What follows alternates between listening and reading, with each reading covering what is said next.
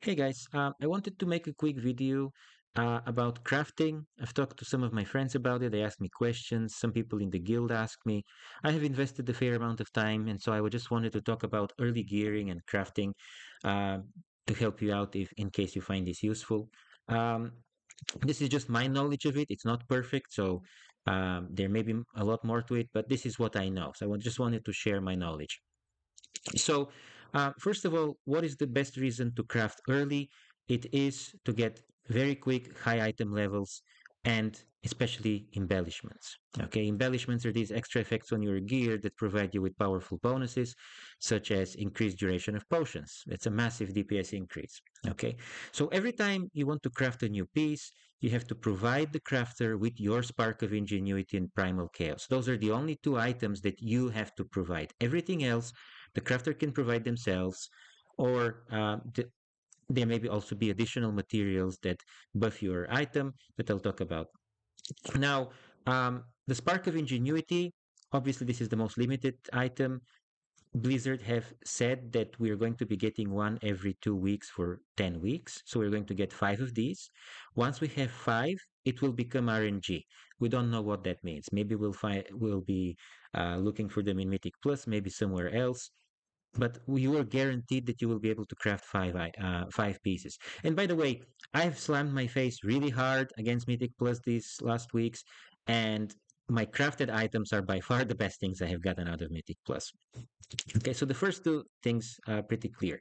Now, secondly, I guess before talking about how crafting works, I should just mention a few words about what you should craft in my experience, because I've thought a lot about this.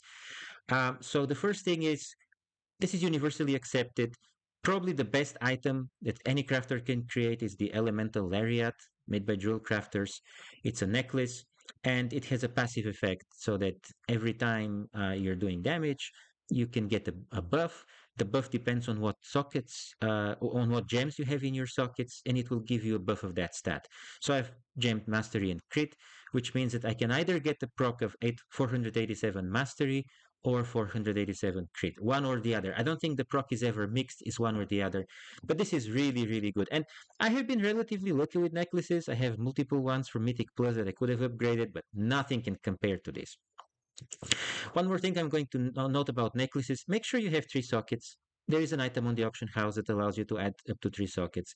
So make sure you have that, even if you don't have the elemental lariat. The second best item to craft is probably a weapon. I was lucky in Mythic Plus that I have a good sword. The only thing I'm going to say here is if you are a caster, do not craft ranged weapons. Only craft melee weapons. You want a single one-handed weapon and an offhand. And the reason is very simple. These provide most stats. Plus, now that we no longer have oils on our weapons, we have runes instead. And runes only work on melee weapons. It cannot be applied to a ranged weapon. So if you're a warlock, if you're a mage, get a sword, a dagger crafted, do not get a wand. Because otherwise you can't use. This is 310 crit. There are all kinds of runes. They don't have to be stats. There are other procs and stuff for healers and tanks, etc. You know what rune you need, but make sure you use a melee weapon, otherwise no rune. And then you can craft any piece of gear you want. Again, the major benefit you're going to get early is an item level boost and these secondary effects called embellishments. You can have up to two embellishments.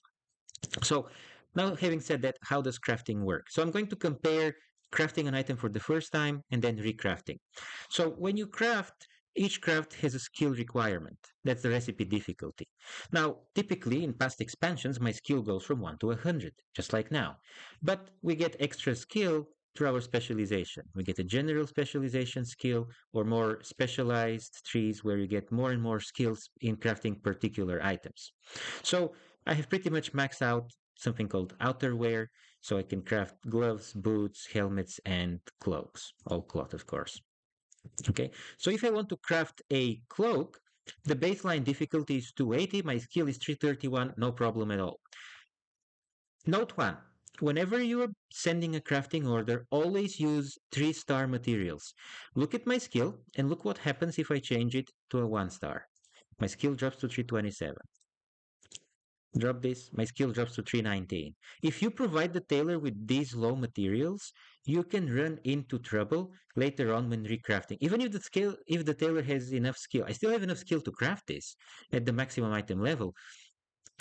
Later on, when you recraft it to higher item level, you can potentially ruin your item. There's some weird interactions. Always use 3-star items, no matter what. That will make sure that your crafter has the highest possible skill and nothing can go wrong. Now, if you want to get more fancy and add more stuff, let's say you want a missive, this will increase the recipe difficulty. It went from 280 to 295. I can still craft it, no problem. Now I want to add an embellishment. I have an embellishment that if I'm above 90% health, it gives me extra mastery. Now it's 320. It's very quickly reaching my skill cap. If I wanted to infuse it with power to increase its item level from 392 to 405 and use a primal infusion, it would make the recipe difficulty 30 higher, so it will be 350 instead of 331. Okay, so as you add more stuff, you're making it more challenging for the crafter.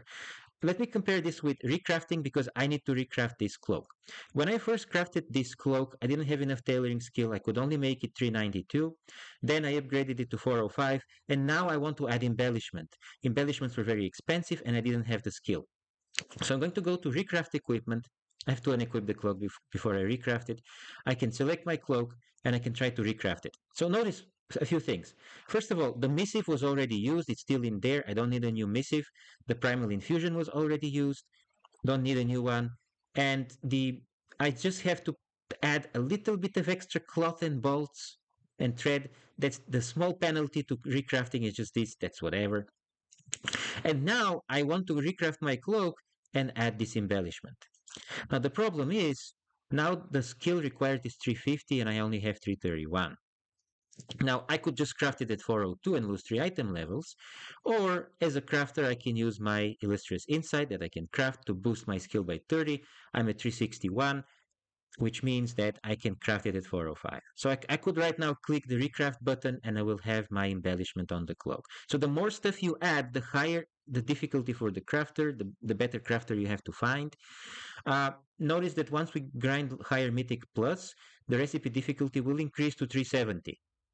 This adds 30 recipe difficulty, this 50, so it will be 370, which means that if I want to craft this at 418, I need 9 more points in tailoring. I will easily get that by the time I have the necessary material.